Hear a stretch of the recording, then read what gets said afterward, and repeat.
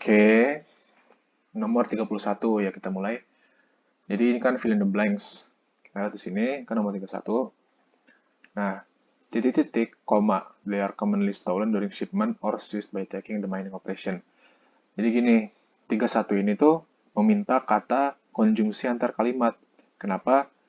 Itu ditandain sama ada koma sini sama di awal kalimat. Yang artinya kata ini itu menghubungkan kalimat yang bagian sini dan kalimat yang bagian sini. Jadi kita lihat juga kalimat sebelumnya. Blood diamonds are often produced through the forced labor of men, women, and children. Titik-titik, mereka juga umumnya dicuri pada saat pengiriman atau penyerangan pertambangan.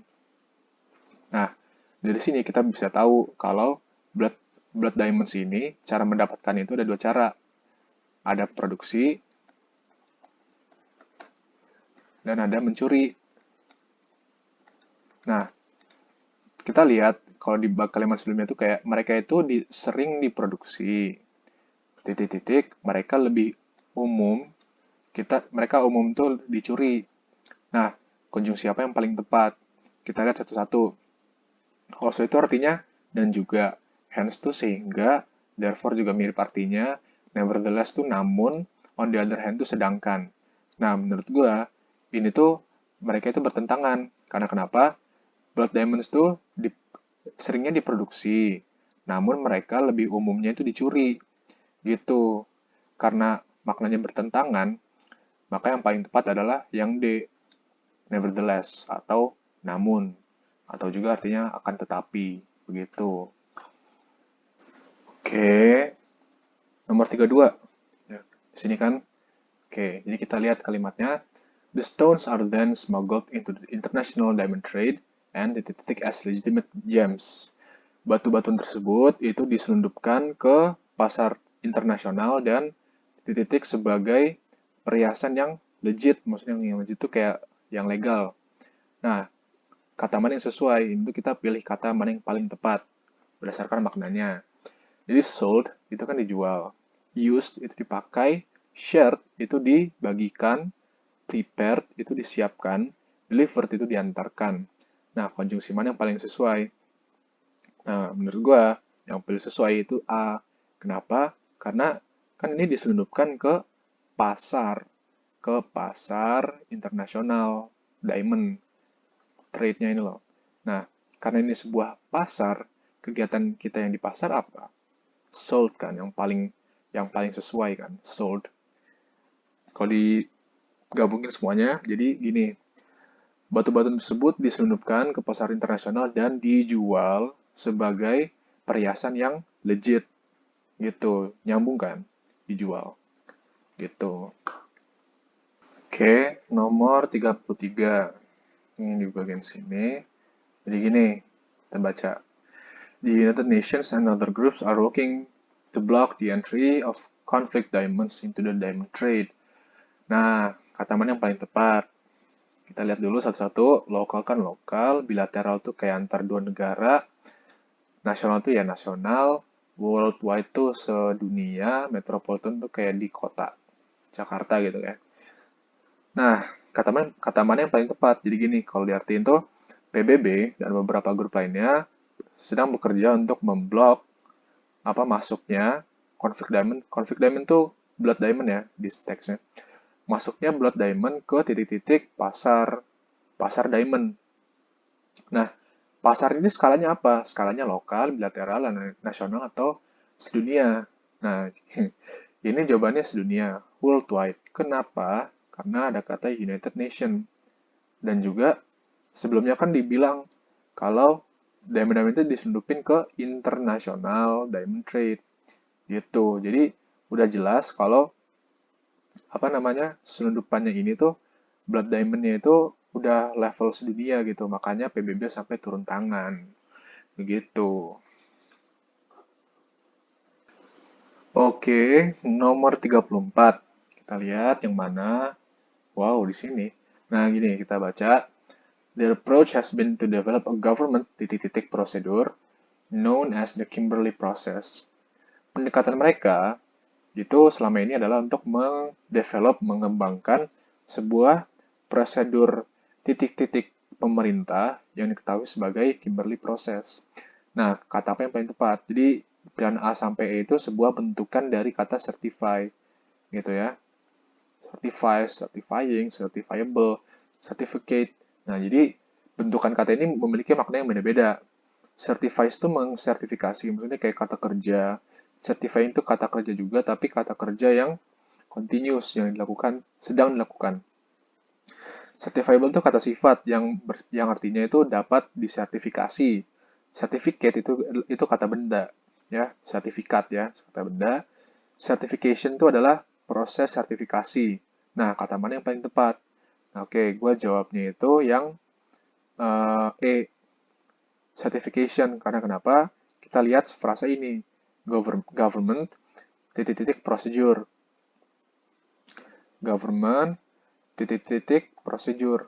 Nah, maksudnya itu kayak kalau diartiin ya, ini kayak apa? Prosedur sertifikasi pemerintah gitu bacanya banyak kayak ke belakang gitu ya. Prosedur sertifikasi pemerintah. Jadi kayak ini tuh kan bersifat sebagai kata benda. Prosedur kan. Kata asalnya kan juga prosedur. Karena prosedur juga ibarat sebuah proses, maka yang paling tepat tuh yang E. Karena Asian ini kayak juga sama, sertifikasi, proses mendapat sertifikat, gitu. Jadi jawabannya yang E. Oke, nomor 35. Berdasarkan teks tersebut, teks ini, mana pernyataan berikut yang salah? Jadi caranya kita eliminasi satu persatu, kita cek dengan informasi yang ada di teks, kalau salah kita coret, yang benar kita jawab, gitu. Yang A, agricultural crops are disturbed because of the rise of soil salinity brought by seawater. Benar ya? Karena gini, kita lihat kalimat terakhir, seawater was used, soil salinity increased, affecting agriculture yields. Ya, yield itu sama kayak crops-nya gitu ya. Itu ya benar ya. Berarti yang A benar, the Dutch utilized the landscape which was easily flooded to beat the Spanish. Benar ya. Soalnya kalau di paragraf kedua itu diceritain pada saat perang 80 tahun tuh mereka itu membanjiri tiga kota buat menyelamatkannya dari Spanyol gitu. Jadi benar. Yang C, fast restoration was one of the ways to ensure the success of strategic flooding. Benar ya, karena kita kalimat paling pertama, it can only be successful, it can tuh kayak merujuk ke strategic flooding. Successful if there is a well thought out backup plan and a plan for fast repairs. Sama ya, repair sama restoration, memperbaiki sama restorasi. Berarti bener ya. Yang D, three cities were affected by the flood strategy used by the Dutch. Ini benar, karena kalau di kalimat ini bilang nih, in attempt to liberate Bruges, Ghent, and Antwerp from Spanish, bla bla bla, the rebels destroyed sea walls gitu. Jadi kerusakan dari seawall-nya ini, dinding lautnya ini menyebabkan banjir, deliberate large-scale floods. Jadi yang D benar. Tinggal yang E, ya berarti yang E salah. Karena kalau kita lihat erosinya itu tidak disebabkan oleh apa namanya banjir, tapi disebabkan oleh air yang tersisa gitu. Oke, nomor 36 ditanya tentang tujuan penulis itu menulis teks ini. Jadi, cara gimana? Jadi kita tuh baca dulu semuanya, kita harus tahu gagasan utama setiap paragraf itu seperti apa, lalu kita kayak simpulkan kira-kira tujuannya apa. Jadi kan paragraf pertama itu tentang kayak pembukaannya dulu, kenapa apa namanya strategic flooding tuh kayak berbahaya kan. Ini dampak-dampaknya kayak erosi, loss of life, terus merusak rumah-rumah.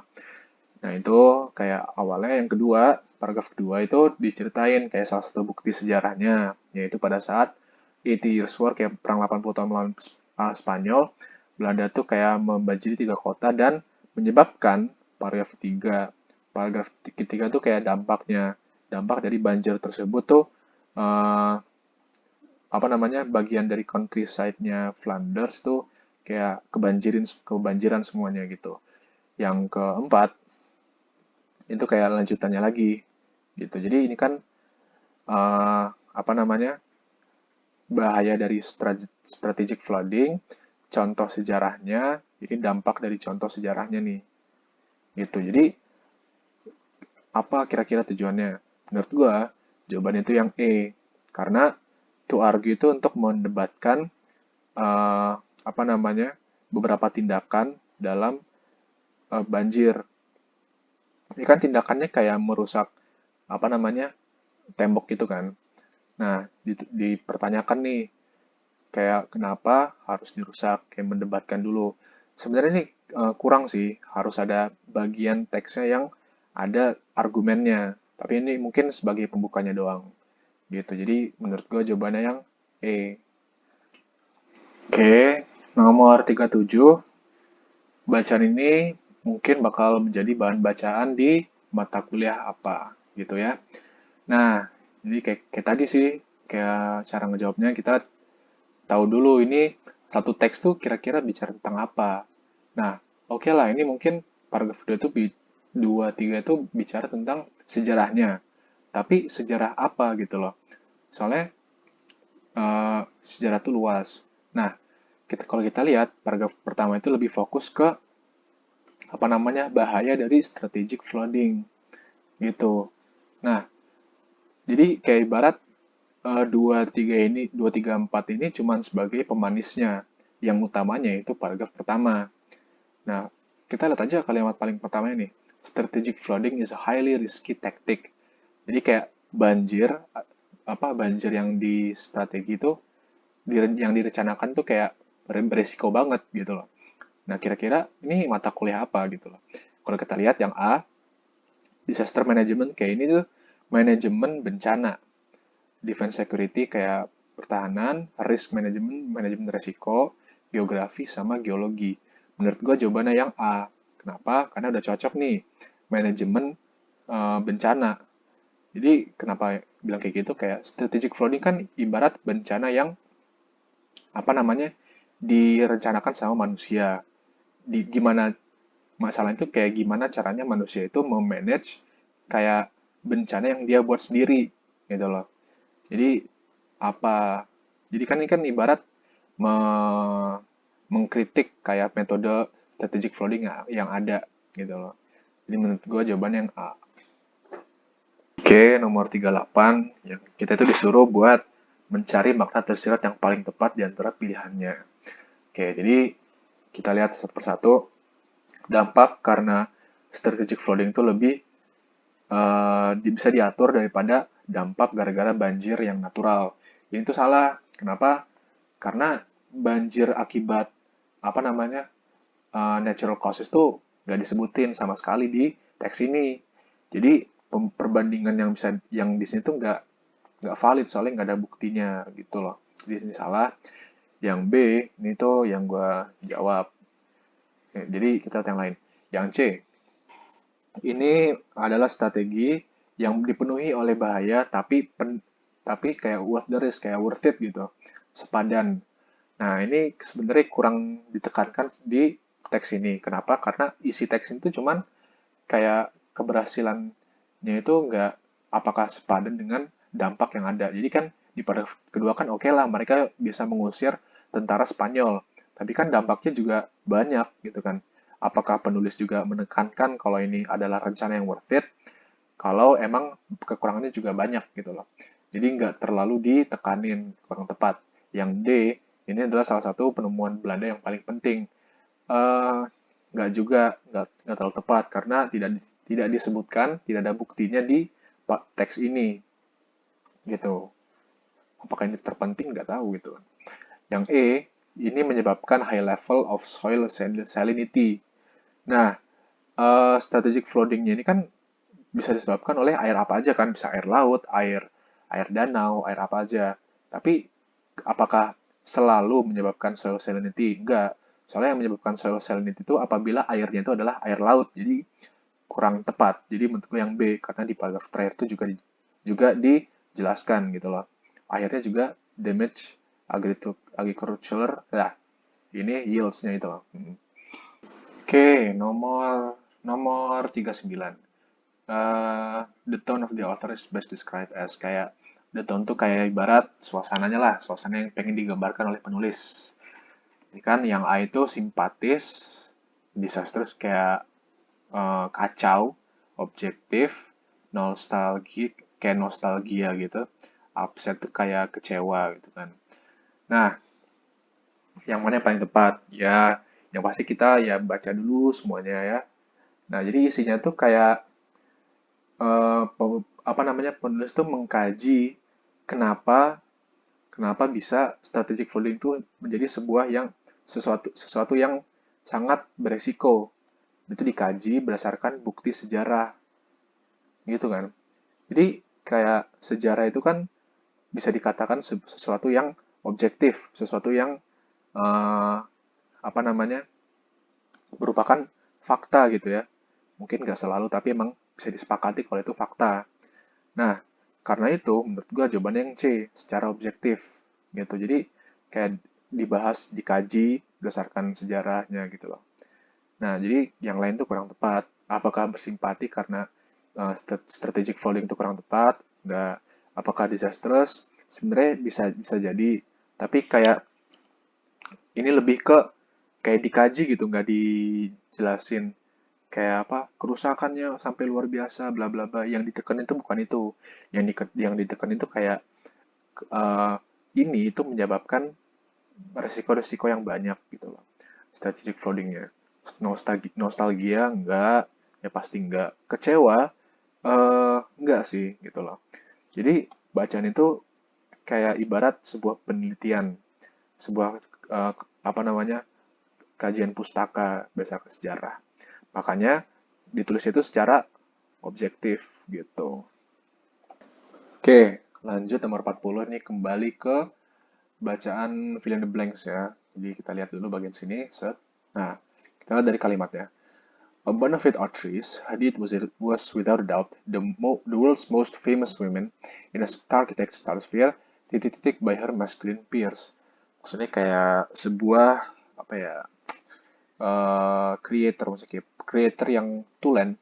Hadid itu tanpa diragukan lagi adalah perempuan yang paling terkenal di kayak lingkungan star architect, kayak arsitek-arsitek yang terkenal, titik-titik by her masculine peers, yang titik-titik oleh apa namanya, koleganya yang pria-pria, maskulin kan pria nih.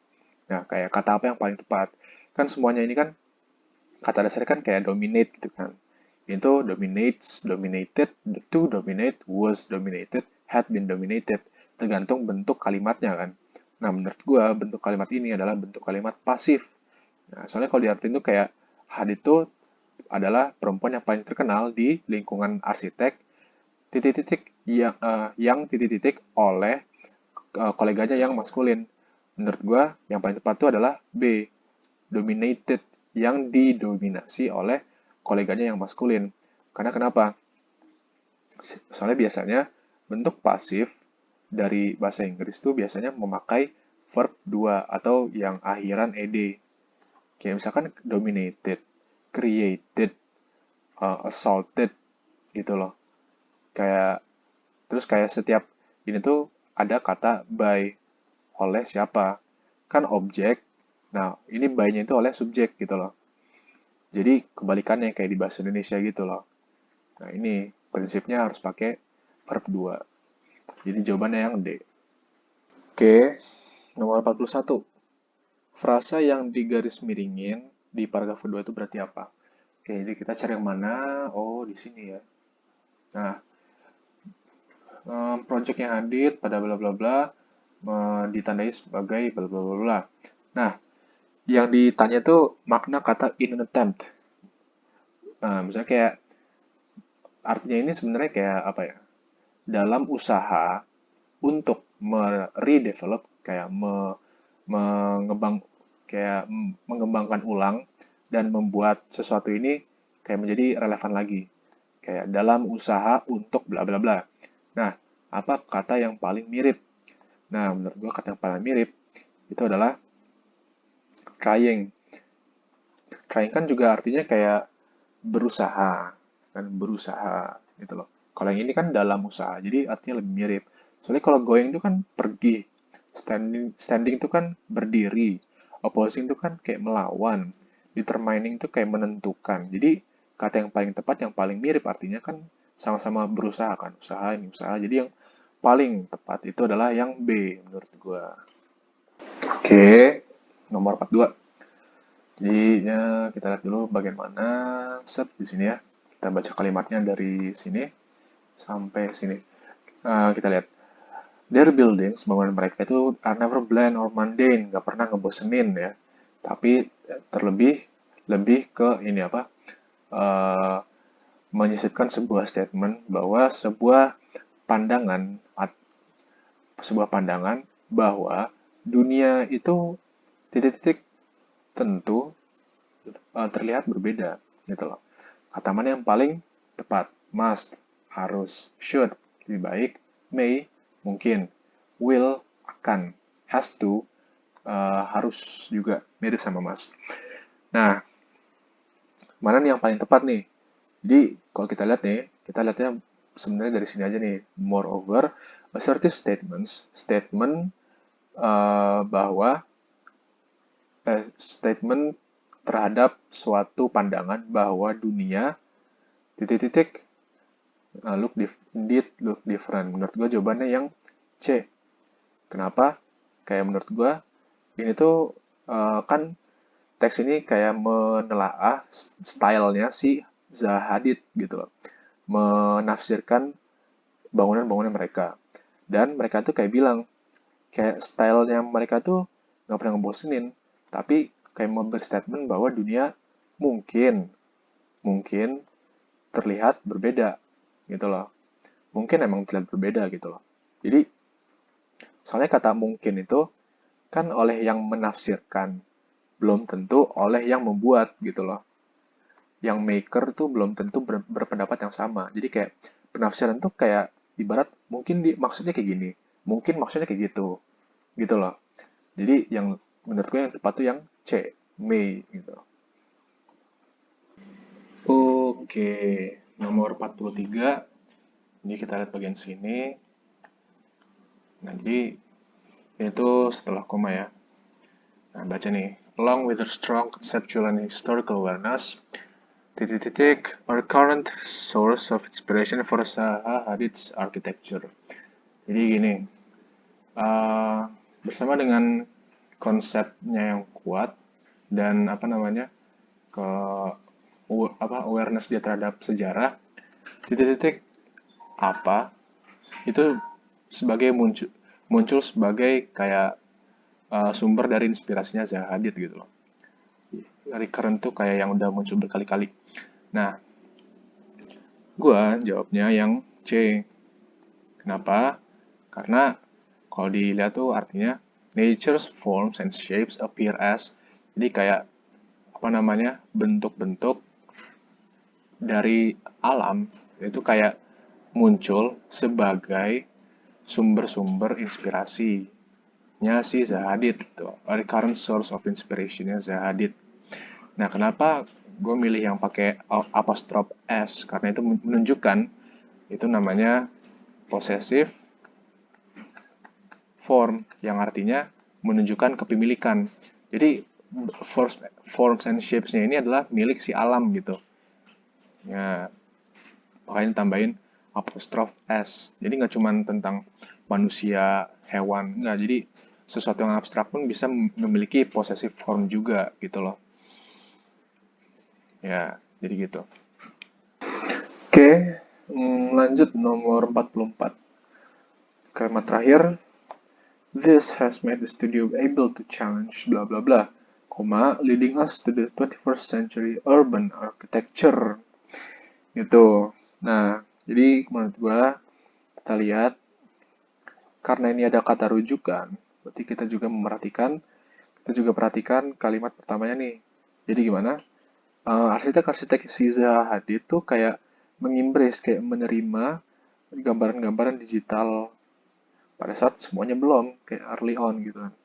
Nah, ini ke apa namanya, adopsi teknologi ini kayak membuat studionya itu bisa untuk men-challenge titik-titik yang akhirnya membuat kita ke adanya kayak urban architecture yang abad sekarang gitu loh.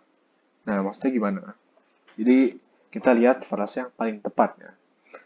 Kayak akibat mereka bisa mengimbres digital drawing, menerima mengadopsi digital drawingnya itu, mereka bisa membuat tren baru nih, 21st century urban architecture. Nah, menurut gua jawabannya itu yang E. Karena kenapa? Karena kayak apa? Kayak kalimat terakhirnya kayak leading us to the 21st century urban architecture itu kayak akibat ini mereka menghasilkan sesuatu yang baru, yaitu 21st century urban architecture. Nah, karena akan menghasilkan sesuatu yang baru, frase yang paling tepat adalah yang berkaitan tentang sebuah kayak perkembangan yang baru juga gitu loh. Development of new designs leading us yang akan menghasilkan ke produk yang baru ini nih, gitu. Oke, nomor terakhir kalimat. Jadi kita disuruh menyisipkan kalimat ini ke paragrafnya. This sums up a kind of new baroque, a sensuous, more vibrant, and engaging type of architecture. Jadi kayak apa ya? Semua ini tuh merangkum jenis style yang baru gitu loh. Baroque tuh kayak salah satu style dari arsitektur gitu yang terkenal di Eropa, yang lebih sensuous, yang lebih vibrant, yang lebih engaging. Vibrant tuh kayak lebih, intinya kayak lebih menarik lah, ya gitu. Jadi karena ada frasa this sums up, ini tuh ini tuh kata yang menyimpulkan, yang merangkum semuanya, gitu kan. Jadi ya ini wajar, should be the last sentence kan. Nah, masalahnya apa namanya? Paragraf yang mana gitu kan. Nah, uh, gua jawabnya tuh yang E. Kenapa? Karena semua dari perkembangannya si Zaha Hadid ini, yang pada akhirnya itu kan menghasilkan sebuah urban architecture abad kita yang sekarang. Kayak sebuah tren baru, ya kan? Nah, karena ini sebuah tren baru, maka ya kalimat ini kan cocok nih kan. Jadi semua perkembangan ini tuh melahirkan sebuah style yang baru gitu loh pada akhir teksnya ini. Jadi menurut gue tuh jawabannya yang E.